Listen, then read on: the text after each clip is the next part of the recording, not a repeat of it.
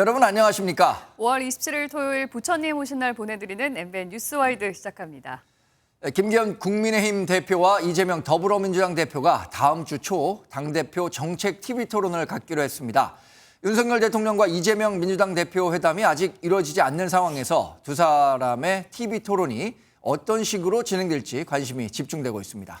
한편 거액의 코인 투기 의혹을 받고 있는 김남국 의원, 민주당을 탈당한 이후에 잠행을 이어가고 있는데요. 한 주간 있었던 주요 정치권 이슈들 오늘도 네 분 모시고 자세히 짚어보도록 하겠습니다. 김용남 전 국회의원, 차재원 부산가톨릭대 특임교수, 한민수 더불어민주당 대변인, 최수영 전 대통령직 인수위 전문위원과 함께합니다. 안녕하세요. 안녕하세요. 네, 밥이나 한번 먹자던 김기현 국민의힘 당대표 요청에 완곡히 거부 의사를 밝혔던 이재명 민주당 대표. 몇 차례 대화가 오가더니 TV 앞에서 공개 토론을 하는 방식으로 두 사람이 한자리에 서게 됐습니다. 어떤 과정이 있었는지 준비된 영상 보시고 본격적인 대담 시작해 보도록 하겠습니다. 님도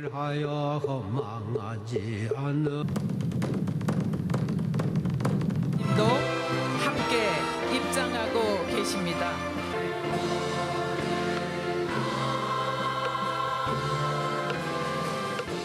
우리 정부가 지향하는 인권 존중과 약자 보호, 세계 평화의 국정 철학은 바로 부처님의 가르침에서 나오는 것입니다. 밥 먹고 술 먹는 거는 친구분들하고 하십시오. 국민의 삶을 어떻게 더 보듬어 나갈 것인지에 대해서 지금 당장이라도 방식을 개의치 않고 언제든지 대화하겠습니다. 저는 이재명 대표가 친구라고 생각하는데 아주 가까운 친구로서 흉어물 없이 얘기할 수 있어야 국회가 협치와 대화가 잘 되는 것 아니겠습니까? 국민의힘에서는 수용한다는 의사를 밝혔고요. 그래서 여러 가지 형식이나 방법에 대해서는 아까 말씀드렸던 실무 단위에서 조정을 해 나갈 것이고요. 그리고 이재명 대표 입장은 이 정책 대화를 위해서라면 어떠한 형식에도 얽매이지 않겠다는 입장입니다. 네, 보신 것처럼 두 거대 정당의 당대표 어떤 식으로든 자리를 함께 해보자라는 공감대가 형성됐고요. TV 정책 토론이 결국 성사가 됐습니다. 김용남 의원님, 네. 그런데 이 과정에서 말이죠. 누가 먼저 이 제안을 했고 어떤 식으로 대화가 오갔는지 이게 일종의 주도권 싸움 잡기라고 해야 될까요? 이런 물밑 신경전도 상당히 있었던 것 같아요. 글쎄, 준비된 자료가 있는지 모르겠습니다만 사실 이재명 대표는 윤석열 대통령과의 만남을 희망을 했었죠. 네. 근데 그거는 대통령실에서 사실상 거부했다고 볼 수 있고요. 그리고 김기현 대표가 이제 밥이나 먹자, 우선 만나자라는 제안은 이재명 대표가 사실은 완곡히 거부한 게 아니고 네. 완강히 거부했었죠.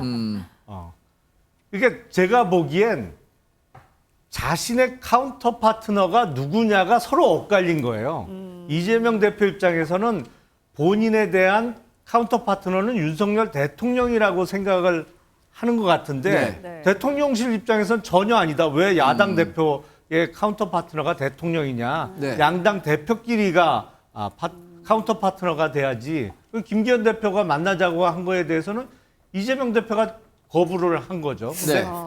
계속 거부하는 모양새를 취하기에는 부담이 있었는지 그냥 만나기보다는 정책을 갖고 네. 이야기하자라는 조건을 붙였고 그거에 대해서 김기현 대표가 그러면 오케이 토론을 하자. 네. 이래서 이제 TV 토론 형태로 첫 만남이 성사가 될 것 같습니다. 네. 근데 왜 그런 말이 있잖아요.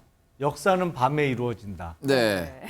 중요하고 중요한 일은 네. 대낮에 여러 사람이 다 보는 앞에서 뭐 얘기해갖고 결정할 수는 없거든요. 네. 좀 따로 조용히 만나야 이루어지는 건데 네. 결정이 될 수 있는데 TV 화면 앞에서 정책 토론을 한다? 그런다고 무슨 결론을 낼 수가 있을까요? 네. 뭐 입장차를 확인할 수 있는 그 정도의 효과는 있겠죠. 네. 그래서 이 비공개 회담도 한번 같이 해보자는 예. 게 김기현 국민의힘 당대표의 생각인 것 같은데 저희가 컴퓨터 그래픽을 통해서 이 식사 시그널이라고 해서 한번 보여드렸었는데 그리고 사실 이재명 민주당 대표는 윤석열 대통령과 만나서 정책 현안과 또 이 우리 사회의 굵직굵직한 현안들에 대해서 얘기를 하고 싶은 게 아마 더 큰 속내일 것 같아요. 그런데 이제 김기현 국민의힘 대표는 이재명 대표와 같이 이렇게 모습을 보이는 게 어떤 면에서 더 자신의 존재 가치를 높일 수도 있을 거다라고 생각했었던 측면이 있을 것 같고요. 또 이런 과정들은 어떻게 보셨습니까, 한 대변인? 근데 카운터 파트너 네. 얘기하는데 저는 그렇게 보지 않습니다. 왜냐하면 이재명 대표가 대통령께 지난해 이제 8월에 취임하자마자 대화를 하자고 제의를 했는데 이제 뭐 대통령실에서 뭐 형식 얘기하고 이렇게 좀 그랬어요. 예. 그러니까 그러면은 뭐 꼭 민주당뿐만 아니고 여야 당 대표도 좋고 다른 야당도 좋다.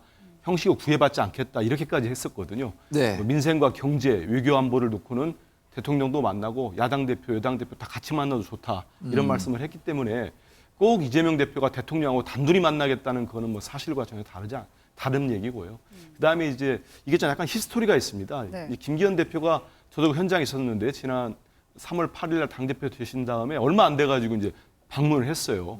아주 좋은 모습이었죠. 이재명 대표를 찾아와가지고 자주 보자면서 그때 이재명 대표가 얘기한 게 김기현 대표도 상당히 흔쾌히 동의를 했던 게 뭐냐면 여야 모두 대선 때 내놓았던 공약들이 상당히 공통점이 많다. 네. 다 이게 국민들 민생과 관련된 것들이 많으니까 대선 공통공약을 뽑아내서 같이 추진을 하자. 네. 그러면서 또 이재명 대표가 지금 경제가 상당히 어려우니까 정말 여야 정도 좋고 범국가 비상경제대책기구를 만들자 이렇게 제안을 했습니다. 예. 제안을 했고 이제 김기현 대표도 이제 공개적인 데 좋다고 했는데 그 뒤로 말이 없었어요.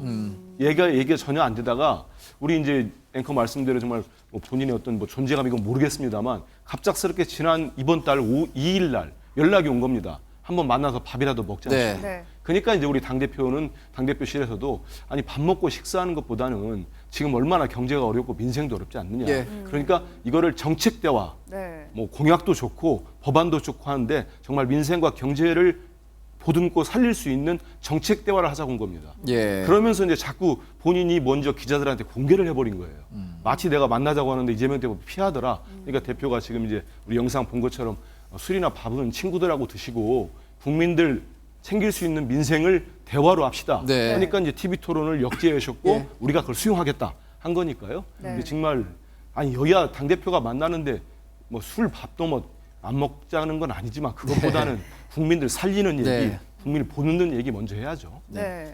뭐 지금 당대표 두 사람이 직접 이제 소통을 하게 되면서 이제 본격적인 협치, 대화의 물꼬가 이제 트이는 거 아니냐 이런 전망들, 기대감이 나오고 있는데 한편은 지금 뭐 이런 정책 토론, TV 토론을 통해서 할 수 있는 얘기는 좀 한계가 있지 않을까.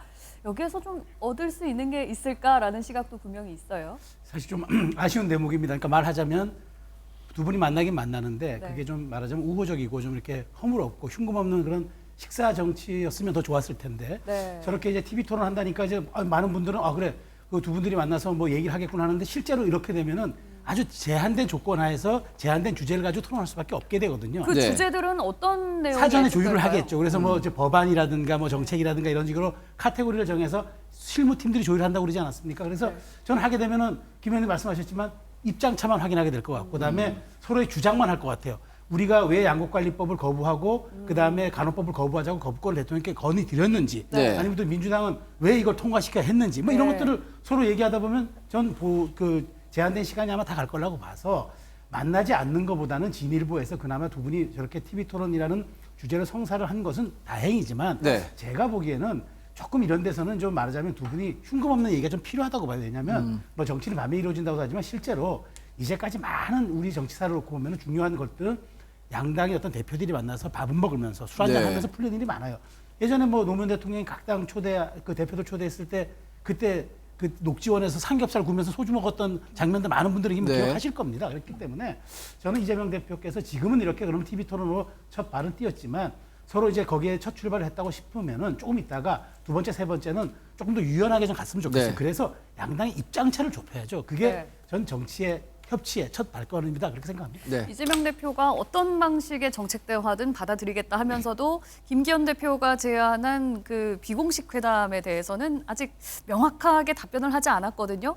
어떻게 기대해 볼 수 있을까요? 교수님? 뭐 아무래도 자주 만나서 그러니까 지금 정책 토론을 하더라도 대화를 하게 되면 상대의 생각을 알게 되면 나름대로 또 접점을 찾을 또 여지가 생기잖아요. 네. 그러다 보면 또 자연스럽게 또 비공식적인 비공개의 만남도 이루어질 수 있겠죠. 근데 접점을 찾으면 다행인데 이게 또 TV 토론을 하다 보면 쟁점들이 워낙에 입장차가 지금 크고 여기에서 오히려 또 갈등이 커져가지고 두 사람의 사이가 더 멀어지는 건 아닌지 걱정도 됩니다만.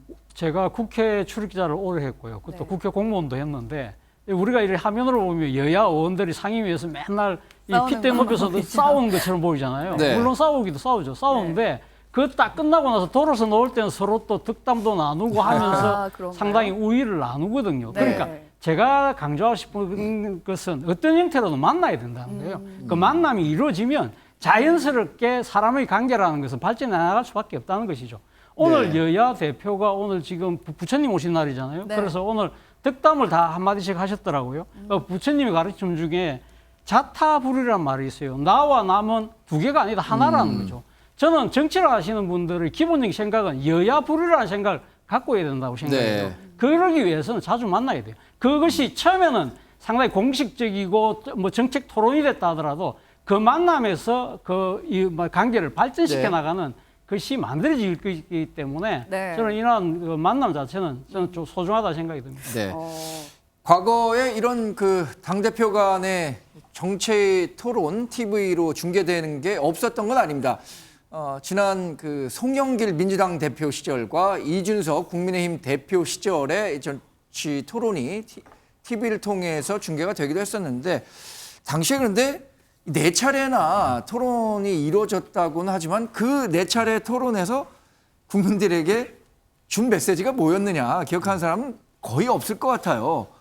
그러니까 방송 채널을 이용해서 당시 양당 대표가 방송 점유율을 높인 효과는 있었겠죠. 네. 그러니까 TV 화면에 자기 얼굴이 오랫동안 나오는 이렇게 클로즈업 돼서 오랫동안 나오게 하는 효과는 있었습니다만 네. 앞서 말씀드린 대로 저렇게 공개적으로 만나면 조율이 안 돼요. 네. 사실은 좀 조용히 은밀히 만나야 양보할 건 양보하고 더 얻어낼 거는 얻어낼 수가 있는데 TV 토론은 양 진영에서 다 보고 있는데 네. 거기서 뭐 한 발자국도 입장을 변경하기가 어렵잖아요. 예. 기존 입장을 견제하는 수준에서 그냥 TV를 통해서 토론을 주고받을 뿐이고 더군다나 지난 송영길 대표와 이준석 대표는 TV 토론을 처음 할 때는 좀 신기한 맛이라도 있었는데 이걸 4번이나 했어요. 네. 비슷비슷한 거를. 그러니까 나중에 좀 식상한 감도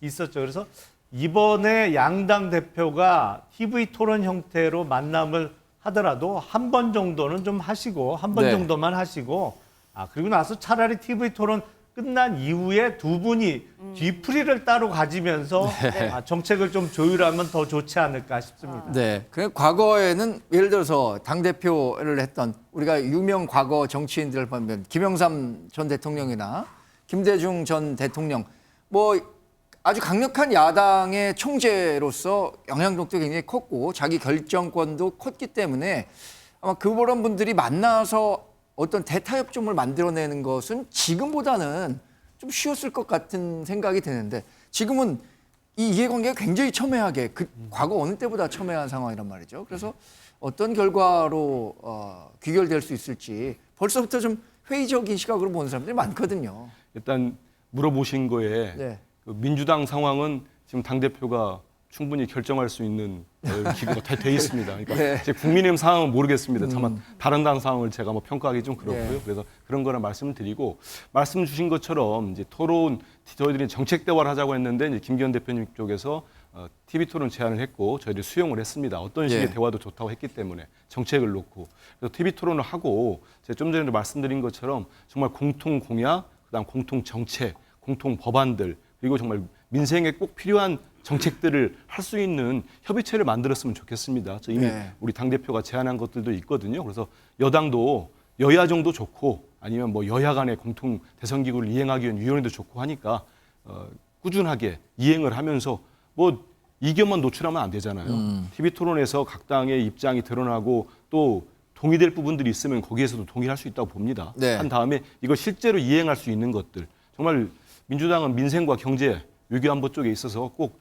우리 국민들께 도움되는 부분이라면은 예. 이거는 흔쾌히 벌써 초당적으로 협조하겠다는 말씀을 국민들께 대국민 약속을 여러 차례 했다는 말씀 드리겠습니다. 네. 네, 여기 계신 모든 분들 다 만남 자체가 중요하다 이렇게 강조를 해주셨는데 그러면 윤석열 대통령과 이재명 대표 만남 가능성도 어떻게 볼 수 있을까요? 저는 이제 이재명 대표께서 이제 자꾸 윤석열 대통령과 이제 그 만남을 요구하고 있는데 네. 저는 이렇게 좀 봤으면 좋겠어요. 과거 우리가 이제 영수회담이라고 얘기를 할 때는 과거 이제 우리가 당정 분리가 되지 않았을 때, 이른바 총재를 겸임하고 있었을 때, 네. 이제 권위주의적 시절에 대통령이 1호 당원이기는 하지만 총재로서 사실상 네. 당을 장악하고 거의 의사결정력에 대해서 모든 것을 전권을 갖고 있을 때는 그건 그러니까 영수회담이 맞아요. 그래서 야당 대표가 만나서 꼬인 정국으로 그러면 대통령이 직접 풀어주세요라고 할 수는 있지만 네. 지금은 사실 윤석열 대통령이 뭐 직간접적으로 당무에 뭐 관여 안 한다 얘기는 못 하겠지만 그럼에도 불구하고 지금 당이 주도적으로 모든 것을 이끌어가는 문제 아니겠습니까? 그렇다면 저는 대통령과의 만남보다는 다 여당 대표와의 만남을 통해서 먼저 저는 이재명 대표가 훨씬 더 존재감을 보일 수 있는 기회라고 또 생각을 해요. 네. 그래서 이재명 대표는 사실상 지난 전당대회에서 77%의 표를 얻어서 사실상 지금 당내 7명이 주류 세력으로 자리 잡은 일종의 말하자면 기득권을 갖고 있고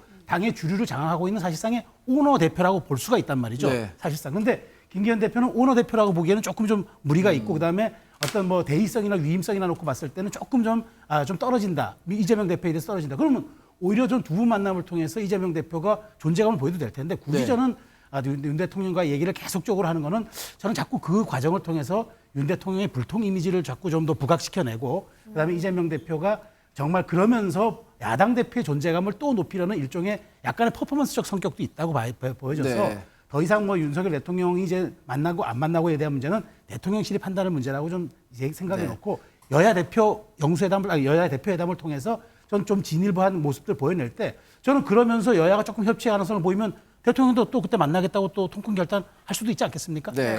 그런 방식과 그런 절차로 갔으면 좋겠다는 생각입니다.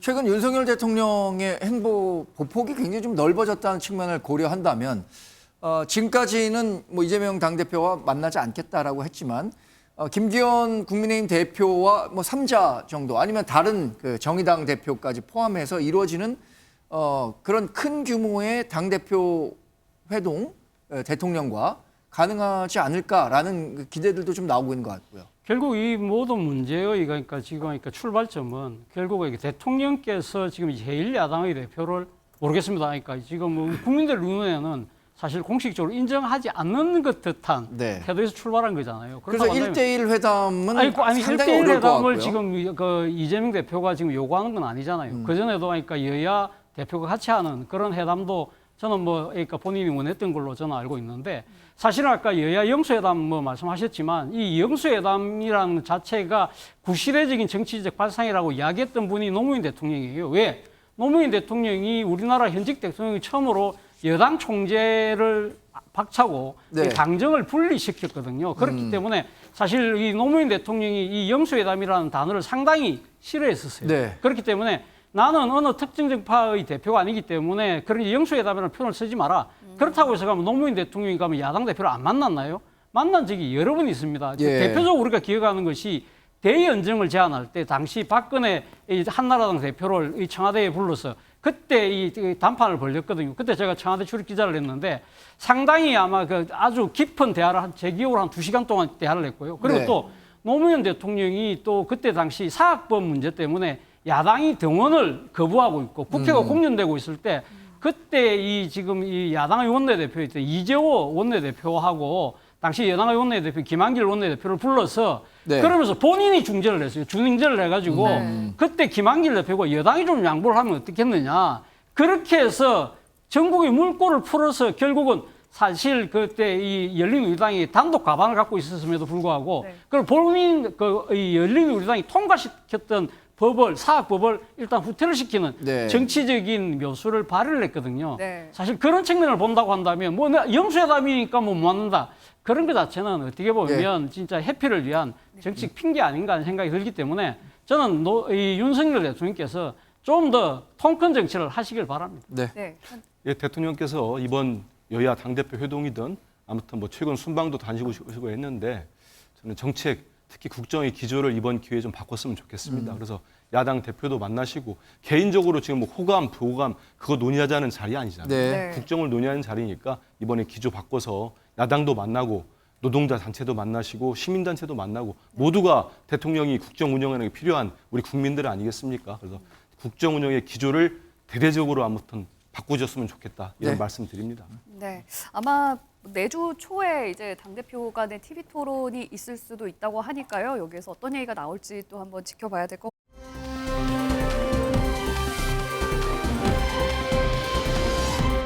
최근 이재명 대표가 당원들과의 대화의 시간을 가졌는데요. 여기에 나왔던 임세은 전 청와대 부대변인이 폭탄성 발언을 내놔서 논란이 일고 있습니다. 어떤 발언들이 문제가 되는지 먼저 듣고 오시죠.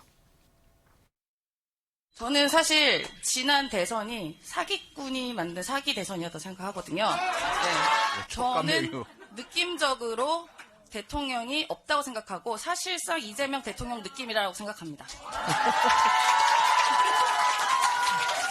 그런 말씀을 한마디 하실 때마다 저에 대한 화살이 점점 크고 많아집니다. 항상 얘기하는 게 뭐가 잘못하면 당대표 내려와라. 책임지고 내려와라 하는데요.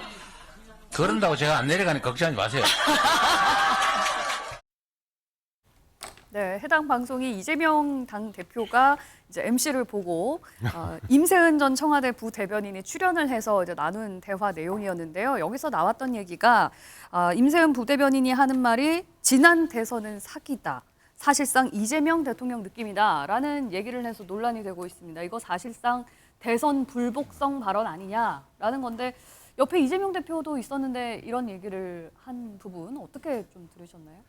그래서 지금 이제 이재명 대표에 대한 강성 지지층이 저런 생각들을 갖고 있는 것이 아닌가 싶어요. 지난 대선에서 표 차이가 근소하게 난 건 사실이죠. 0.73% 정도 네. 차이가 났으니까요. 근소한 표 차이였던 것은 맞습니다만 저 임세은 씨라는 분의 얘기는 정말 논리도 없고 뜬금없어요. 사실은 사기꾼이 만든 사기 대선이다. 그 대선을 만든 사기꾼이 누구란 얘기인지도 모르겠어요. 네. 그때는 더불어민주당이 집권 여당이었잖아요. 문재인 정부 시절에 치러진 대선이었는데 뭐 누가 사기꾼인지도 모르겠고 사기 대선이라는 의미도 정확하게 모르겠습니다. 다만 표차가 근소했기 때문에 이길 수도 있었던 선거다. 뭐 그렇게 생각할 수는 있습니다만 네. 우리나라 헌법상 결선 투표가 도입되지 않은 상황에서 한 표를 졌으면 진 네. 거예요. 그리고 이긴 쪽은 이긴 것이죠. 여태까지 다 그렇게 했고 사실은 지난 2017년 대통령 선거 때는 당시 문재인 후보가 40% 초반의 득표로 네. 당선이 됐습니다. 윤석열 대통령은 40% 후반 득표율로 당선이 됐습니다만 40% 초반 득표율로 당선된 문재인 대통령이 5년 동안 권력을 다 행사를 했어요. 그리고 네. 뭐 거기에 과반에 훨씬 못 미치는 득표율로 당선됐다고 해서 시비 거는 사람도 없었습니다. 야당 쪽에서 그걸 갖고 어떤 이번 대선은 잘못된 대선이다 이런 시비를 건 사람도 없었는데 네. 졌으면 진 건데 아직도 대선에 불복 못하고 네. 뭐 네. 개인적인 이야기입니다만 저는 작년 지방선거 때 저는 0.5% 차이로 졌어요. 하지만 졌으면 끝난 거예요. 네. 이재명 대표를 향한 강성 지지층도 이제 생각을 좀 고치셔야 될 거 아닌가 네. 싶습니다. 이 방송 내용이 사실 뭐 지지자들 대상으로 지지자들이 보는 상황에서 나온 발언이기는 하지만 그러나 최근에 뭐 이 정보통신 기술의 발달로 이런 발언이 그 현장에 있었던 사람들에게만 국한되는 것이 아니라 미디어를 통해서 다 이렇게 공유가 되는 거잖아요. 이게 모르겠습니다. 이 극성 지지층, 아주 열렬한 지지층들을 결집하는 데 도움이 될 수 있겠습니다만 중도 확장을 하는데 이런 발언들이 알려지는 게 좀 도움이 될 거냐 이런 부분들에 대해서는 좀 고민할 부분이 있을 것 같은데요. 이재명 대표가 이제 그 당시 당대표 후보 때 약속한 공약이 몇 개 있었는데 네. 당원들을 상대로 한 공약도 여러 개 있는데 그중에 당사에서 이렇게 당원존을 만들어서 정례적으로 당원들과 직접 소통이죠. 당에 있는 공식 유튜브 채널을 통해 가지고 질문도 받고 이제 아마 임세현 씨는 청년 정치인으로서 청년 정치인들이 보는 뭐 당의 쇄신이랄지 당에 바라는 것들, 당 대표에게 바라는 것들 이걸 하기 위해서 아마 나온 것 같습니다. 그런데 저 발언에 대해서 글쎄요 대선 불복 얘기하지만 우리 민주당의 임세현 씨가 당 대표도 아니고 당 지도부의 일원도 아닙니다. 본인 네. 생각이기 때문에 개인 생각이고 동의하지 않는 많은 분들이 있을 거라고 봅니다.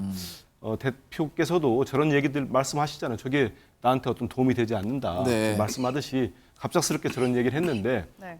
저는 그렇습니다. 말씀하신 대로 우리 김용남 의원처럼 0.73%든 7.3%든 그건 뭐 대선은 결과가 나온 겁니다. 네. 거기에 대해서 인정하고 존중하기 때문에 당대표도 계속 대통령과의 회담이랄지 이런 걸 통해 가지고 지금 쌓여있는 우리 민생, 경제, 외교안보 문제를 풀어나가자고 대화제의를 꾸준히 해오던 거 아니겠습니까? 저희들은 그렇습니다. 대통령은 대통령으로서 국민이 선출해둔 선출 권력인 만큼 대통령으로서 역할을 잘하시면 됩니다. 네. 하고 본인이 맡은 헌법이 부여한 가치, 역무, 역할, 책임을 다 하시고 네. 이재명 대표 야당 대표로서 역할을 하면 되는 겁니다. 그걸 다 하는 거지 저런 뭐 특별한 한 분의 개인적 발언이 대선을 뭐 인정하지 않는 전혀 그렇지 않다는 네. 말씀드립니다.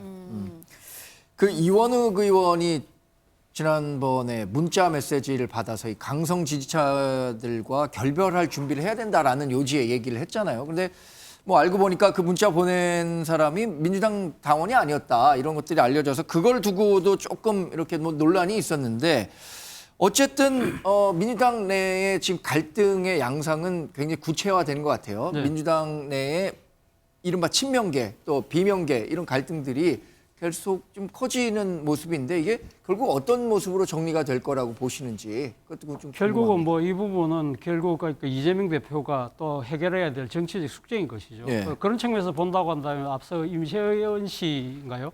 이분이 지금 그러니까 이 당에서 지금 운행하는 유튜브 채널에 나와서 저렇게 발언하는 부분은 진짜 이재명 대표가 아까 이야기한 것처럼 자신에 대한 화살이 커질 수밖에 없다는 이야기가 뭐 남들이 보기에는 그러니까 이재명 대표를 비판하는 입장에서 보면 눈 가리고 앙한다 할 정도로 좀 속보이는 뭐 이야기일 수 있지만 제가 생각했을 때는 바로 그런 점이 사실은 이재명 대표가 경계해야 될 상황이라는 거죠. 왜 그런 말씀을 드리냐면 사실은 임시현 씨 같은 분이 어떤 성향을 가졌는지는 뭐 이재명 대표는 모른다 하더라도 저 방송을 꾸려나가는 아마 실무진들은 대충 다 알 거예요. 그렇다고 네. 한다면 이재명 대표가 이런 이야기를 했으면 좀 어땠을까 하는 생각이 들어요. 지금 최근에 아까 말씀하셨던 이 당내의 강성 지지층들 때문에 상당히 당의 지지도가 떨어지고 이런 부분들과 맞물려서 또 김남국 의원에 대한 고의 문제 때문에 당내 젊은 층 당원들이 강하게 지금 비판의 목소리를 내고 있지 않습니까? 네. 그 비판을 내고 있는 목소리에 대해서 또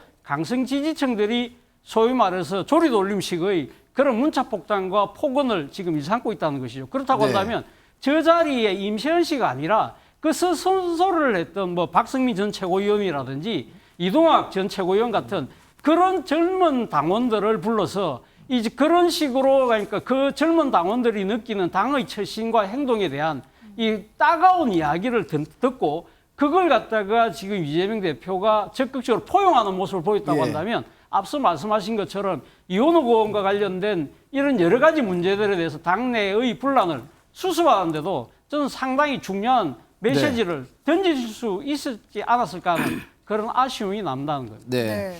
말씀하신 것처럼 민주당에서 이재명 당대표가 뭐 계속 만류를 하고 있음에도 불구하고 강성 팬덤 문제에 대해서 내분이 계속 격화하고 있는 모습인데요. 당에서 어떤 목소리들이 나오고 있는지 한번 듣고 오시겠습니다. 지금까지는 이런저런 이유로 해서 그냥 쭉 견뎌왔다 상황을. 그런데 이제 드디어 뭔가 좀 적극적으로 혹은 공세적으로 전환할 시기가 됐다. 저는 제가 좀 대표님 좀 잘 알 거 아니에요. 예, 성남시장 시절부터 시작해서 뭐 지사하실 때 또 이 대표 나오시는 이 과정이 쭉 함께 했으니까 알 거 아니에요, 좀. 저도 사실 예상하지 못했어요. 대표님이 이렇게 신중하고 조심스럽게 갈 수 있다는 사실 자체를 제가 예상하지 못했는데 이게 보니까 다 작전이었더라고요. 오늘 제가 저기 앉아서 보니까 아, 역시 때를 기다리고 계셨구나. 때가 왔다. 뭐 이렇게 이해해 주시는 분도 계시니까 다행입니다.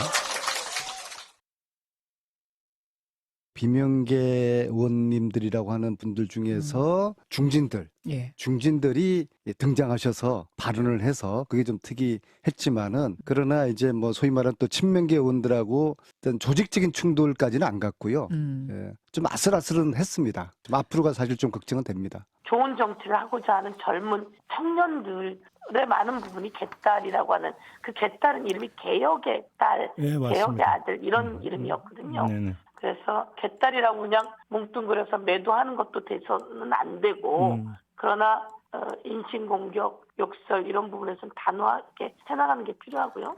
당원을 가정해서 장난을 친 것이거나 이간질을 소위 한 것이거나 허위사실에 기초해서 비난, 비판하면 되겠어요? 그리고 외부의 이간질에 놀아나지 말자.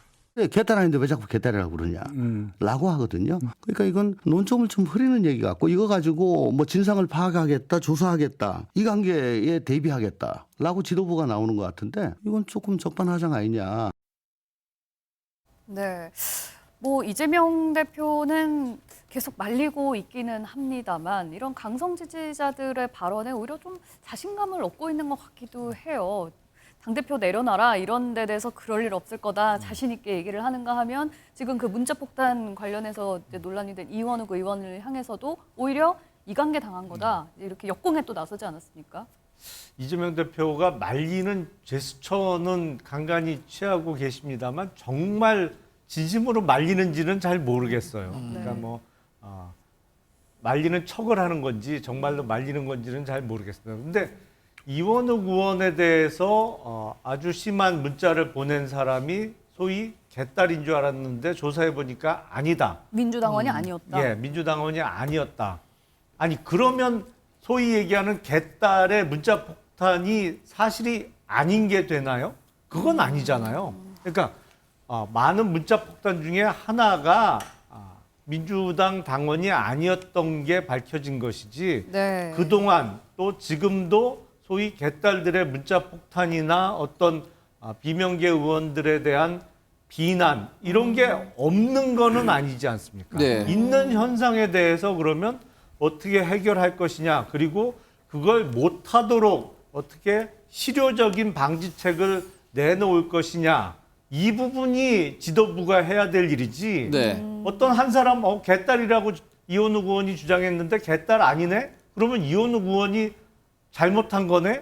이런 논리로 흘러가서는 안 되는 거죠. 그 부분을 아마 조홍천 의원을 비롯한 소위 비명계 의원들이 지적하는 것으로 보이고 저는 그게 논리적으로 또 맞다고 생각이 됩니다. 그러니까 지나친 극단적인 어떤 당내 강성 세력에 대해서 지도부가 그걸 확실하게 끊어내야 되는데 그걸 못하고 있는 것이죠. 저희 국민의 신과 관련해서도 소위 정광훈 목사와의 어떤 연계설을 놓고 민주당에서 강하게 비판을 했어요. 근데 역으로 민주당은 그러면 왜 못 끊어내느냐?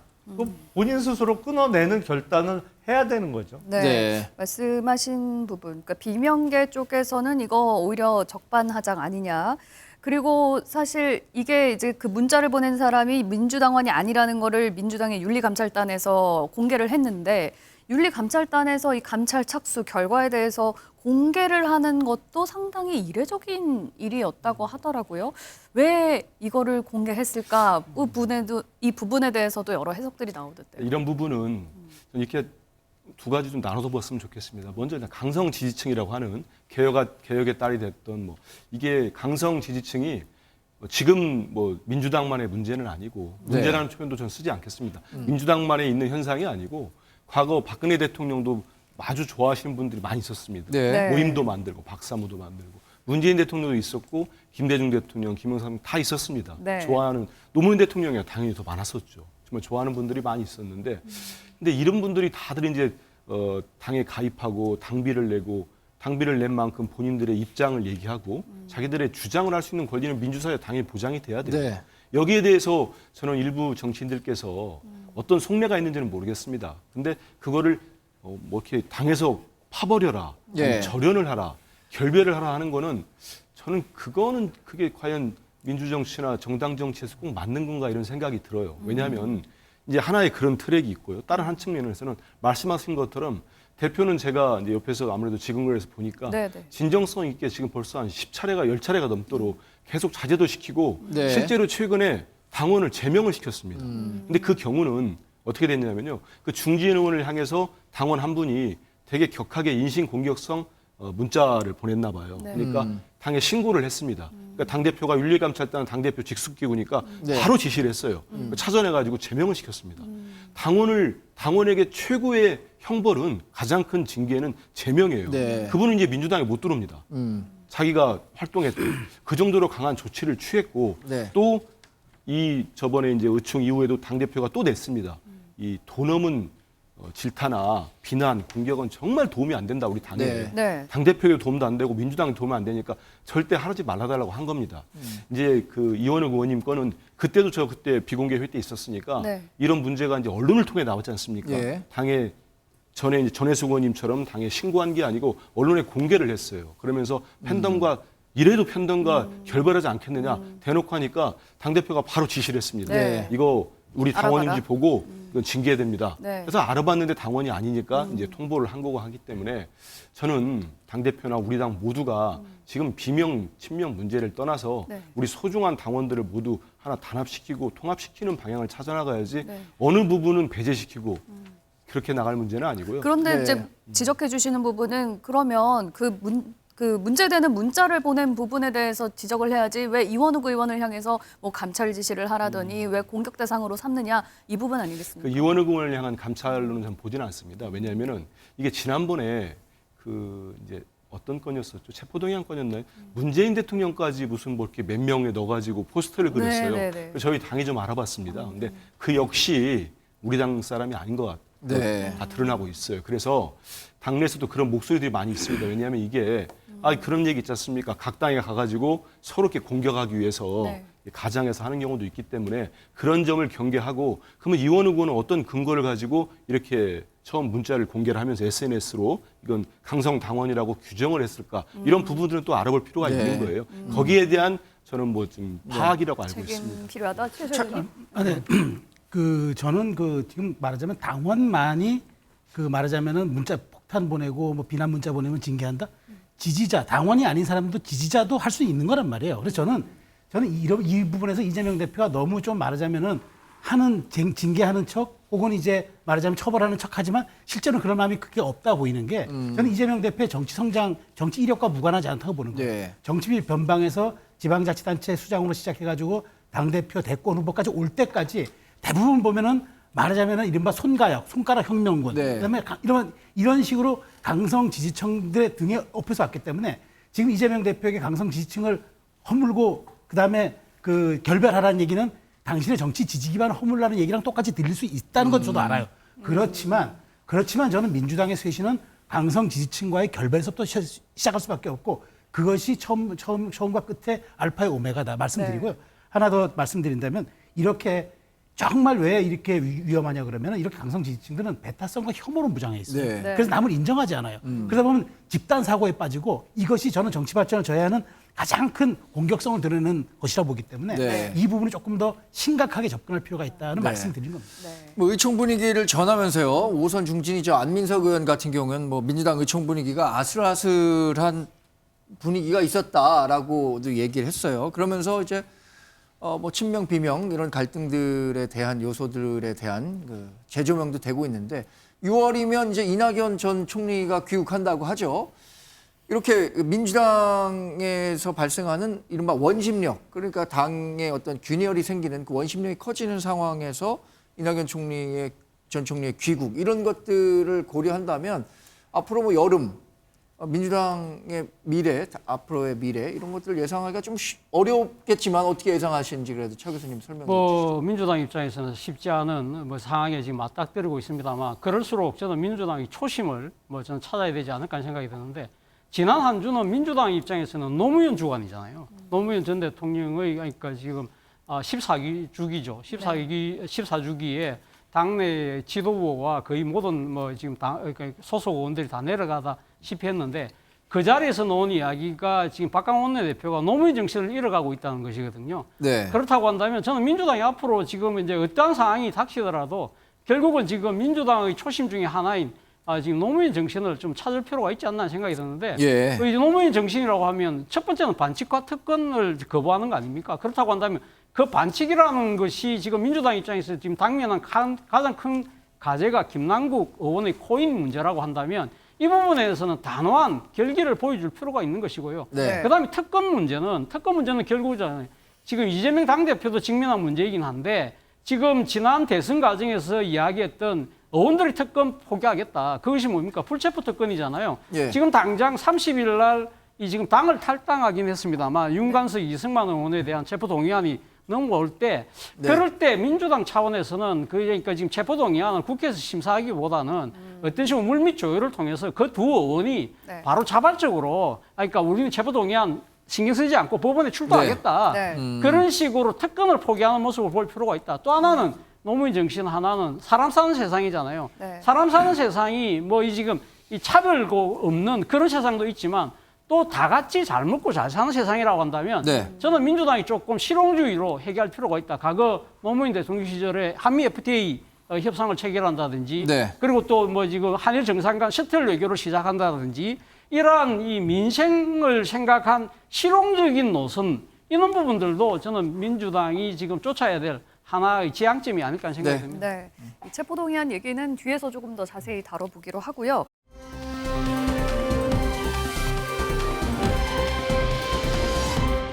최근에 그 김남국 의원이 거액의 가상자산을 투자한 것으로 알려져서 논란이 일고 있는 게임 업체 위메이드가 21대 국회에서 14차례나 국회에 출입한 것으로 알려졌습니다. 그런데 이 출입 기록을 한번 살펴봤더니 정작 김남국 의원은 출입 기록이 없던 것으로 나타났는데요. 관련해서 영상 보고 이 이슈 짚어보도록 하겠습니다. 현재 그 14회 위메이드는 14회 출입한 것으로 확인되었고요. 여기는 단순 출입 기록이기 때문에 과연 의원실에 가서 그 의원님을 만나는지 아니면 비서관을 만난 건지 아니면은 그냥 그 명의만 빌린 것인지 그건 사실 알 수가 없습니다. 김남국 의원이 로비를 받았다라는 의혹. 그거는 이제 어제 위메이드 국회 출입 기록에서 그게 사실이 아니라는 게 일단 밝혀졌죠. 그리고 어제 이제 국회 사무처를 통해서 확인된 거기 때문에 어제는 좀 목소리가 좀 좋아진 듯 했습니다. 그거요. 김남국은 로비할 필요가 없잖아요. 그러니까 이미 이 공동체라고 위믹스를 보유하고 있는데 그걸 뭐하러 합니까? 설득 가능하거나 설득할 필요가 있는 사람은 가는 겁니다. 네, 출입 기록만 놓고 보면 김남국 무소속 의원과 위메이드 측이 접촉한 정황은 나타나지 않는 것 같아요. 그래서 안민석 의원 같은 경우엔 김남국 의원의 목소리가 좀 좋아진 것 같다라는 분위기를 전하기도 했는데 사실 우리 여기 중에는 유일하게 국회 의정 경험이 있으시지 않습니까? 이거 출입 기록만으로 그 의원과 어떤 업체나 아니면 관계자가 미팅을 했었다 안 했었다 이런 것들을 뭐 100% 확정짓기는 어려운 거죠. 아니 그러니까 사람을 만나는데 꼭 의원회관에서만 만날 수 있는 건 아니죠. 밖에서 만날 수도 있고 사실은 의원회관보다 밖에서 만나는 게 더 위험할 수 있는 것이죠. 요 위믹스 관련해서는 조금 설명을 해드려야 될 것 같아요. 네. 일종의 이제 게임머니라는 것이 이제 노무현 정부 때 한참 나라가 시끄러웠던 바다 이야기의 상품권의 온라인 버전이라고 볼 수 있는데요. 예. 네. 그러니까 이 상품권을 환전하는 것을 합법화해주자. 합법적으로 돈으로 바꿀 수 있게 해주자. 이게 이제 P2E 개념입니다. 네. 플레이 투 언이라고 게임하면서 돈 벌 수 있게 해주자는 것이었고 이게 합법화가 만약 된다면 대표적인 게임 머니라고 할 수 있는 위믹스 같은 거는 폭등할 수가 있는 것이죠. 네. 근데 위정현 게임학회장이 아주 적절하게 지적했듯이 김남국 의원은 로비의 대상이 아니에요. 왜냐하면 이미 위믹스를 80만 개 내지는 127만 개 어마어마하게 많은 양을 본인이 갖고 있었기 때문에 이익 공동체 내지는 어떤 면에서는 동업자라고 볼 수 있거든요. 근데 그거를 위믹스나 위메이드 측에서 알 수 있었을까요? 김남국 의원이 80만 개나 갖고 있었다는 거를? 글쎄 이제 그거는 취득 경위가 아직 안 밝혀졌기 때문에 알 수가 없죠. 만약에 김남국 의원이 코인 거래소를 통해서 장내에서 위믹스를 사들였다. 그러면 위믹스에서 몰랐을 수 있겠죠. 하지만 코인 거래소 장내에서 샀다고 보기엔 너무 개수가 많아요. 이거를 뭐 주식 판돈으로 살 수 있는 개수가 아닙니다. 네. 그러니까 취득 경위가 밝혀져야 되는데 김남국 의원이 그 부분에 대해서 아직도 명확한 해명을 내놓지 못하고 있는 것이고요. 예. 그러니까 쉽게 말씀드리면 동업자를 상대로는 로비할 필요 없잖아요. 그건 정확하게 맞는 얘기죠. 그러니까 그 부분에 대해서 안민석 의원은 뭐 국회 출입 기록이 밝혀진 다음에 김남국 의원이 표정이 밝아지고 목소리가 좋아졌다고 하는데 예. 전혀 이 포인트가 좀 안 맞는 얘기를 한 겁니다. 네. 그런데 이 의원회관 방문할 때 이제 처음에 누구를 만나겠다라고 이제 신고를 하고 들어가지만 들어가서 꼭 한 의원만 만나는 게 아니고 다른 의원실에 갈 수도 있는 거고 그러다 보면은 지금 드러나지 않은 출입 명부의 의원실도 분명히 갈 수 있는 거 아니겠습니까? 예, 맞습니다.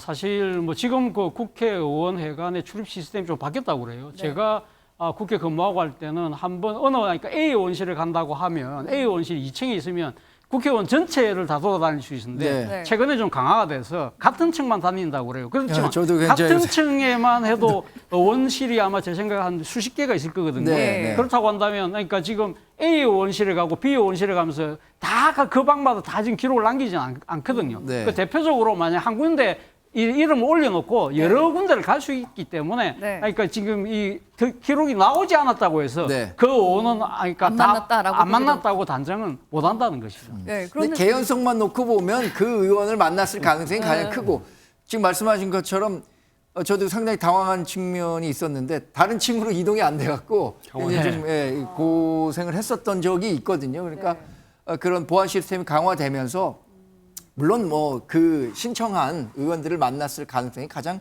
컸다고는 볼 수는 있겠죠. 근데 뭐 의원들을 직접 만나는 경우도 많지만 제 네. 경험으로 보면 주로 보좌진들을 많이 네, 만나요. 그런 경우도 있을 수 있죠. 근데 이 그런데- 문제는 좀 네. 저는 이렇게 봅니다. 위메이드 이제 그 국회 방문 기록적 국조도 국회에서 공무원 네. 해봤으니까 아는데 말씀하신 대로 단순히 보좌관 만났다고 해서 이게 불법 로비의 정황이다 이렇게 주장하기엔 무리가 네. 많은데 이거를 국민의힘 의원들이 김남국 의원은 분명히 위메이드 측하고 만난 정황이 있을 거다, 기록이 있을 거다 하면서 국회 운영에서 세게 요구를 했습니다. 예. 그래서 이제 들여다보게 되었죠. 그렇습니다. 근데 그 요구를 했어요. 요구했고 또 사무총장이 이제 결재를 해야 되거든요. 네. 결정해야 되니까 운영위에서 의결을 해오면은. 근데 또 이광재 사무총장이 민주당 출신이니까 이걸 공개 안 하려고 한다고 공격을 막 했어요. 그러다 이광재 사무총장이 공개를 해보니까 네. 이상해진 거예요. 국민의힘 의원들 횟수가 가장 많아요. 또 특별히 한 두 의원들은 특히 한 명은 3회인데 네. 되게 단축된 기간 내에 3회를 연속 만났어요. 네. 네. 이거는 조사를 한번 해볼 필요성도 있어 국민의힘 보여요. 허은하 의원. 예, 그런 걸로 제가 말씀이시죠? 보도를 봤습니다. 그래서 이분들이 로비를 받았다는 건 아닙니다. 네. 아닌데 이렇게 기록이 나오니까 또 국민의힘에서 뭐라고 합니까? 물타기 하려고 이 자료를 공개했다. 저는 네. 적어도 우리 국민들이 네. 다 합리적으로 보시는데 네. 이런 걸 요구할 때는 딱 요구했던 이렇게 나왔으면은 아닌 것 같습니다. 인정을 하든지 아니면 우리가 과도하게 요구했습니다. 이렇게 하는 게 맞지. 하고 난 다음에 갑자기 물타기 했고 이런 기록을 알았으니까 공개한 거다. 이게 무슨 말입니까? 네. 그래서 이런 건 과도하다. 이건 네. 꼭 지적하고 싶습니다. 어쨌든 이 뭐 자라보고 놀란 가슴 소뚜껑 보고도 놀란다는 격일까요? 여기에 이제 거론되는 의원들은 나는 만난 적 없다. 내가 같이 함께 일하는 보좌관들은 만난 적 있을지 모르겠지만 난 만난 적 없다. 이렇게 굉장히 강력하게 주장하고 있는 것 같아요. 지금 국민 정서와 여론이 정말 네. 정말 이 화라산처럼 들끓고 있고 지금 이게 휘발성이 너무 높은 소재다 보니까 그렇게 대응하는 것 같은데 놓고 보면은 이제 뭐 횟수가 국민의힘이 많다는 얘기인데 의원들을 또 보면 민주당 의원들이 또 많아요. 그런데 주로 정무위에 많이 갔다는 거고 네. 허은하 의원은 아마 과기정통일 겁니다. 그래서 네. 이 직접적인 관련성은 없는데 제가 보기에 주로 저는 대관 팀들이 많이 갔다 그러면은 저는 대관 팀들이 어떻게 국회를 다니는지 제가 조금 좀 들여다본 기회가 있었는데 대부분 보면은 정책 이런 거나 법안 이런 것 때문에 가긴 갑니다. 그런데 실제로 거기 가서 유의미한 자료를 하기보다는 설명 정도는 하고 나옵니다. 그런데 예. 저는 정말로 이게 로비였다고 생각한다 그러면은 저는 제가 보기에 이제는 국회 출입 기록만 가지고 이걸 찾아내기는 어렵다고 봐요. 왜냐하면 네. 그것만 가지고 정말 뭐 법안 초안을 갖다 줬는지 아니면은 정책 제안서를 갖다 줬는지 이거는 정말 확인하기 어렵고 의원들은 나는 안 만났다고 부인하는 과정에서 네. 보좌관들을 상대로 조사해봐야 뭐 그렇게 저는 유의미한 결과가 나오지 않다고 보기 때문에 예. 결국 김남국 의원의 코인 문제는 저는 이게 이익 공동체라는 측면에서 국회 출입 기록은 관련 자료로 봐야 되지만 이제는 결국 저는 검찰의 수사와 그다음 검찰의 수사 기록으로 밖에는 이제 나타날 수가 없다고 보는 겁니다. 네. 그러니까 지금 민주당에서 이런 상태가 되기 때문에 안민석 의원은 김남국 의원의 목소리가 좋아졌다고 하는데 이분은 가끔가다 좀 이런 오바를 하시더라고요. 과거 윤지호 씨가 뭘 했을 때 네, 우리 사회에 다시 없는 의인이라고 칭송하고 그렇게 뭐 감싸고 하다가 이 윤지호 씨가 캐나다로 도망간 다음에는 전혀 거기에 대해서 또 아무 얘기를 안 해요. 그래서 네, 지금 뭐 말씀하신 건 개인적인 인물평이라고 제가 그래서 저는 말씀드리겠습니다. 안민석 의원의 이렇게 좀 말하자면 뇌피셜로 네. 정말 목소리 좋아진 것 같다고 하는데 저는 사회적 책임을 갖고 의원들이 얘기해야지 느낌적인 느낌이다 이런 말은 조금 피하는 게 좋지 않을까 싶어요. 네. 네. 뭐 지금 이 입법 로비 의혹 때문에 이런 출입 기록 공개라든지 이런 사태까지 오게 됐는데 민주당의 노웅래 의원은 이제 들여다보니까 막상 국민의힘 의원들이 굉장히 많았는데 그중에서도 허은하 의원 같은 경우에는 지금 P2E 합법화 법안을 대표 발의한 사람이다. 오히려 이 입법 로비 의혹의 중심에 있는 건 아니냐 이런 의혹까지 제기를 했거든요. 그러니까 P2E의 허용 문제는 사실은 사람마다 생각이 다를 수도 있습니다. 네. 왜냐하면 소위 얘기하는 뭐 얼마 전까지만 해도 유행했던 단어죠. 메타버스 세상과 관련해서 P2E도 충분히 경제적 가치를 인정하고 이걸 또 돈으로 바꿀 수 있게 해줘야 된다는 주장들이 있는 것이고요. 특히 게임 업체를 중심으로 아주 강한 주장이 있는 거고 반대쪽에서는 이거 했다가 전국이 투전판 된다. 그렇죠. 절대로 안 된다. 이거 바다 이야기 때 그렇게 고생을 하고도 이걸 이 온라인 버전으로 또 해주려고 하느냐라는 반대 입장이 극명하게 대치를 하고 있어서 네. 허은하 의원이 어떤 관점에서 그 법안을 발의했는지는 정확하게 모르겠어요. 근데 네. 뭐 법안 발의하거나 반대하는 쪽도 다 나름대로의 논리가 있습니다. 다만 한 가지 분명한 것은 그게 국회의원 개인의 이해관계하고 연관돼 있으면 안 된다는 것이죠. 네. 근데 김남국 의원은 연관이 깊게 돼 있었는데 그걸 숨겼어요. 예. 그걸 한 번도 드러낸 적은 없거든요. 네. 물론 그게 재산 공개 항목에 없어서 신고를 안 했다고는 합니다만 예. 사실은 비고란에 적을 수도 있는 문제고 자기가 그런 법안에 공동 발의를 하면서 먼저 얘기를 할 수도 있잖아요. 나는 네. 이게 이제 왜 해줘야 된다, 허용해야 된다라고 생각을 하고 나도 게임머니 뭐 아니면 코인을 이렇게 많이 갖고 있다라고 얘기할 기회가 많았음에도 불구하고 그건 일체 얘기 안 하고 숨긴 채로 그런 활동을 했다는 것이죠. 그래서 이해 충돌의 문제가 생기는 것이고 취득 경위에 대해서 지금 밝혀야 된다는 얘기가 나오니까 사실은 그런 이해관계의 유무가 가장 중요한 관점이 되어야 하지 않나 싶습니다. 네. 어쨌든 이 가상자산 보유 의혹 가장 큰 중심에 있는 김남국 의원 지금 며칠째 잠행을 이어가고 있는데요. 가장 마지막으로 발견된 게 18일 가평 휴게소의 모습이 포착됐었습니다. 그런데 얘기를 쭉 했었지만 민주당의 안민석 의원은 김남국 의원의 행방에 대해서 조금 뭔가 알고 있는 게 있는 것 같은데요. 잠시 목소리 듣고 오시겠습니다. 제가 그저께 김남국 의원하고 연락을 했어요. 자살하고 싶다고 그래요. 왜 그러냐? 그러니까 김남국 의원이 대선 시기에 자금 세탁을 했다. 코인을 가지고. 그리고 그 자금 세탁한 돈으로 대선 자금에 쓰여졌다. 이런 주장을 하지 않았습니까? 국민의힘 주장입니다. 그것을 듣고서 너무나 의의가 없어서 의원님 정말 자살하는 사람의 심정을 알겠습니다. 그러더라고요. 네, 뭐 지방에서 현재 김남국 의원이 성찰 중이다. 뭐 지역구 사무실이나 자택에서 집거 중이다. 여러 가지 설들은 있었습니다만 안민석 의원이 최근에 좀 소식을 전해줬습니다. 직접 통화를 한 모양이에요. 아마 그 친분이 있는 의원들끼리는 이제 뭐 자꾸 이제 뭐 잠적했다고 하니까 걱정돼서 통화하시는 분들도 있고 그래서 연락되는 분들이 좀 있나 봅니다. 근데 뭐 좀 전에 말씀 나온 것처럼 이제 뭐 대선 자금 무슨 세탁 이런 얘기에 대해서는 본인이 상당히 억울해한다고 하는데 저도 그런 부분은 아까 그 유메이드 국회 출입 기록과 마찬가지로 너무 과도하게 정쟁화하거나 공격하다 보면은 자칫하면은 나중에 주워 담기에는 공격한 측에서 네. 피해를 보는 상황도 올 수 있어요. 저는 이런 부분은 정말 김남국 의원이 제가 볼 때는 상당히 근거가 없어 보이는 주장을 지금 국민의힘 지도부가 하고 있는 건데요. 네. 한번 보십시오. 지금 이분이 실제 현금으로 찾은 액수는 뭐 잘 밝힌 뭐 몇백만 원 있었고, 예를 들어서 은행 이체했다는 돈이 뭐 몇억 얘기 나오고 있지 않습니까? 근데 정말 불법적으로 대선 자금을 코인을 팔아가지고 쓰는데 그걸 은행 계좌에 넣겠습니까? 예. 이미 검찰은 제가 볼 때 지금 이 현 정부 검찰은 이미 다 들여다봤다고 봐야 돼요. 그걸 밝히지 않고 있는 것뿐이죠. 근데 이렇게 되면은 저는 국민의힘이 자칫하면 많은 국민들로부터 예전에 차떼기당 그 안 좋은 이미지만 다시 복귀시키는 안 좋은 효과를 낼 수도 있어요. 네. 제가 되묻고 싶다니까요. 그럼 국민의힘 쪽에서는 정말로 그 국고보조금 말고 그 국고보조금만 해도 몇백억이 넘는데 그거 말고 불법적으로 대선 자금은 뭐 하다가 썼습니까? 우리 민주당은 절대 그러지 않았습니다. 그러니까 김남국 의원의 행태가 밉고 이걸 밝히고 싶다면 거기에 집중을 해서 네. 얘기를 하시는 거는 거기까지는 말하고 못하겠습니다. 뭐라고. 하지만 이걸 대선 자금에다 계속 프레임을 키우고 공격의 범위를 넓히려고 하는데 이러다가 국민들로부터 잘못하면 비판받을 수 있다. 네. 이런 말씀 드립니다. 네. 그래서 그 김남국 의원이 최근에 아까 말씀하신 것처럼 가평휴게소에서 일행과 포착된 게 18일이고요. 지난 24일과 26일에서는 안산 지역구 의원 사무실에서 포착이 됐다고 해요.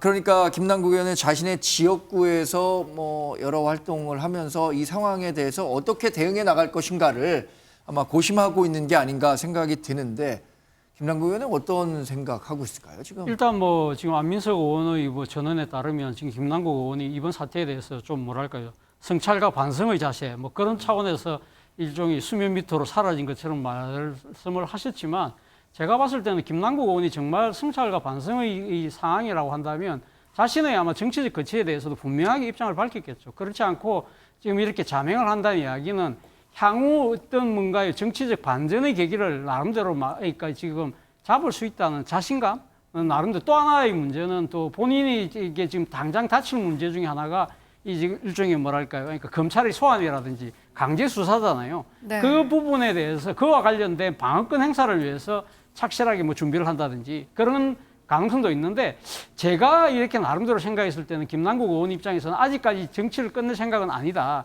어떤 식으로든 이 상황 자체를 극복 가능하다고 판단하고 있는 것 같고 네. 그리고 본인이 나름대로 갖고 있는 여러 가지 해명을 통해서 정치적으로 이 나름대로 일종의 반등을 할 수 있는 상황을 만들 수 있다는 그런 자신감을 갖고 있는 것 같아요. 모르겠습니다. 그렇게 판단하는 것은 김남국 의원의 뭐 자체, 그러니까 자기 개인의 의견에 따라서 할 수 있는 것이지만 네. 그러나 지금 상당히 지금 관련된 의혹이 지금 엄청나게 많이 지금 부풀려지고 있고 계속적으로 국민의 궁금증이 커지고 있는 상황에서 네. 침묵의 시간이 너무 길어지는 것은 저는 김남국 의원이 어떤 생각을 하더라도 네. 그것은 결코 도움이 되지 않을 거라는 생각이 듭니다. 네. 빨리 입장을 밝히는 게 좋을 것 같습니다. 네. 좀 국회 며칠째 모습을 드러내고 있지 않다 보니까 이거 세비 계속 나가는데 의정 활동도 하지 않고 세비 낭비 아니냐라는 얘기도 나오고 있고요.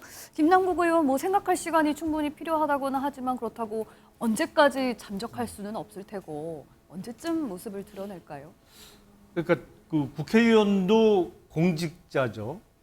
선출된 공직자입니다. 네. 그런데 같은 공직자라고는 하지만 다른 공직자들에 비해서 역시 그 특권이나 뭐 보호받는 게 너무 좀 과하다 싶을 정도로 강해요. 왜냐하면 예.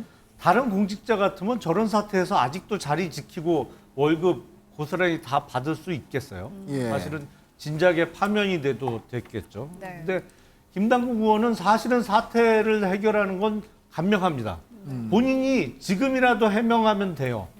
위믹스 수십만 개를 무슨 돈으로 어떻게 샀는지를 해명하면 됩니다. 네. 근데 그거를 지금 벌써 몇 주째예요. 2주가 넘도록 안 하고 있는 거잖아요. 그러면 국민의힘에서 보기에는 이거는 국회의원직을 계속하기 어렵다고 보는 것이거든요. 민주당 일부에서는 아니 코인 거래 좀 했다고 국회의원을 그만둬야 되느냐 뭐 이런 이야기를 하시는 분이 있는데 예. 김남국 의원의 거래 내역을 보면 이건 코인 거래 좀 한 게 아니고 사실은 코인 업자가 국회의원직을 겸직했다고 보는 게 정확한 표현입니다. 네. 그리고 국회의원 제명이라는 게 우리 헌정사에서 당시 유신 정부 때 김영삼 의원만 제명이 됐는데 네. 그만큼 어렵고 아주 특별한 케이스냐, 그게 아니고 대부분의 경우에는 제명까지 가기 전에 스스로 사퇴를 했기 때문에 제명 케이스가 적은 거예요. 네.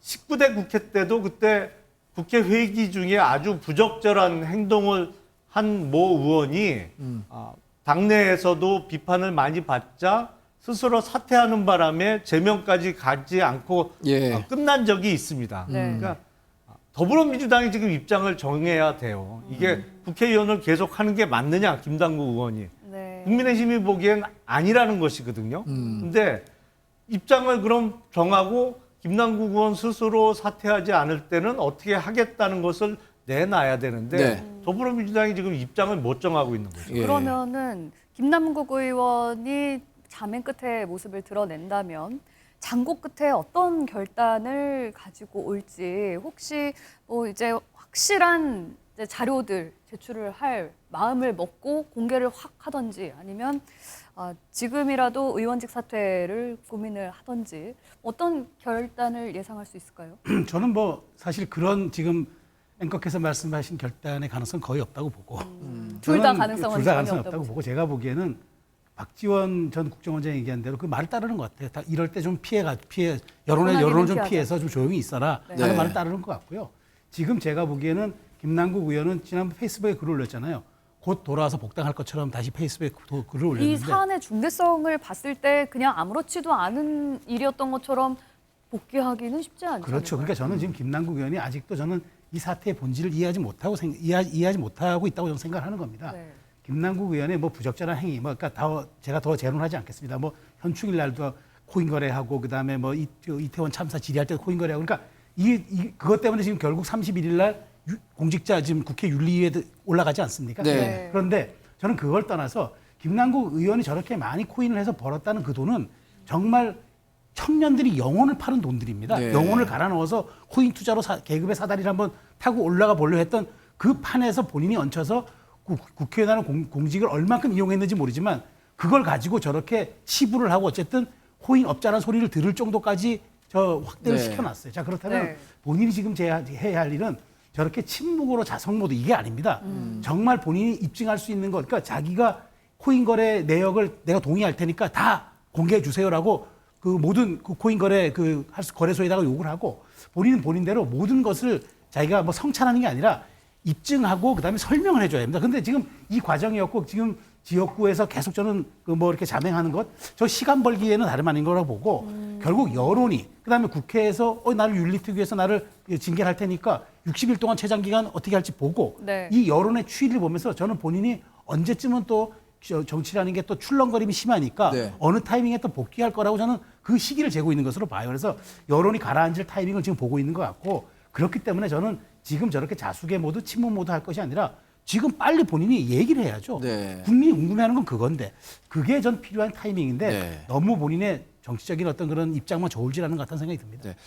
김남국 의원이 코인 투기 의혹과 관련해서 여러 가지 의혹들을 코인 전문가들이 이제 의혹을 제기하고 있잖아요. 근데 이렇게 여러 가지 논거를 통해서 의혹을 제기하고 했던 분들을 상대로 여러 사람들이 좀 좋지 않은 얘기를 하고 있다고 해서 사회적으로도 좀 논란이 되고 있는 것 같아요. 차 교수님, 이게 김남국 폭로자들이라고 부르는 여러 명들에 대해서 협박 메시지 보내고 네. 이런 것들이 어쩌면 우리 팬덤 정치가 낳은 지금 어떤 부작용이 아닐까라고 걱정하는 분들이 많은 것 같아요. 저는 이건 어떻게 보면 팬덤 정치의 그런 그러니까 유산이라기보다는 저는 아무래도 이 지금 코인에 그러니까 지금 투자한 사람들의 이 냉철한 나름대로 경제적 셈법에 따른 일종의 일탈 행위가 아닐까라는 생각이 좀 더 큰데요.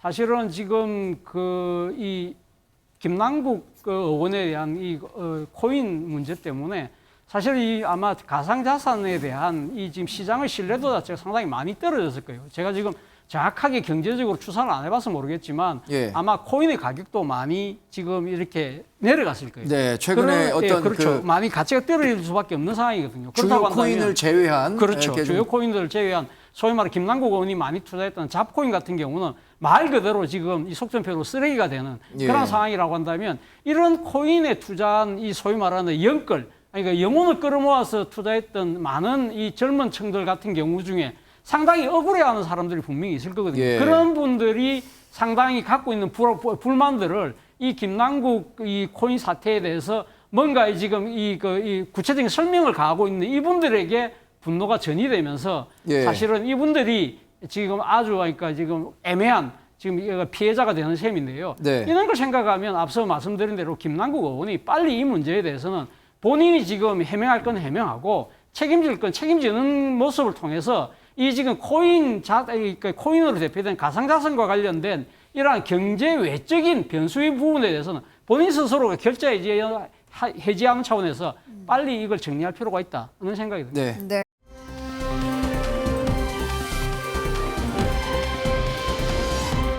지금 전당대회 돈봉투 의혹과 관련해서 의혹을 받고 있는 윤관석, 이성만 두 의원에 대해서 검찰이 구속영장을 신청했는데요. 이제 또 그 체포 동의안 표결이 국회로 넘어왔습니다. 민주당으로서는 참 어떤 선택을 할지 상당히 고심이 클 수밖에 없을 것 같아요. 이게 만약에 가결이 된다면 꼬리 자르기다, 부결이 된다면 이거 제 식구 감싸기 아니냐. 어느 쪽을 선택을 하든 비판을 받을 수밖에 없을 것 같은데 결국엔 어떤 선택이 나올 거라고 보시나요?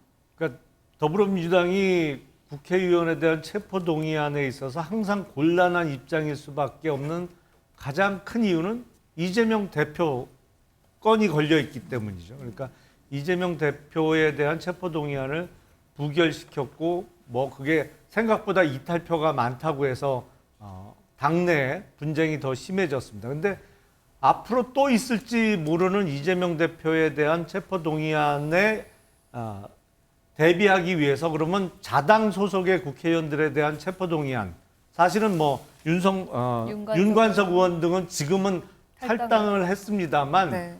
더불어민주당 소속으로 있으면서 전당대회 관련한 사건이잖아요. 그러니까 네. 사실상 뭐 자당 관련한 사건인데 국민의힘의 경우에는 얼마 전에 있었던 하영재 의원에 대한 불법 네. 정치자금 수수 의혹과 관련해서 체포동의안 통과를 시켰습니다. 네. 법원에서 구속영장이 기각됐죠. 근데 민주당은 그런 선택을 할 수 없는 일종의 곤란한 상황에 빠져 있는 것이죠. 제가 보기엔 이번에도 아마 이재명 대표에 대한 2차 체포동의안이 언제 올라올지는 모르지만 그것에 대비하기 위해서라도 이번 윤관석 의원 등에 대한 체포동의안 또 부결 쪽으로 방향을 잡을 가능성이 높아 보여요. 그러니까 네.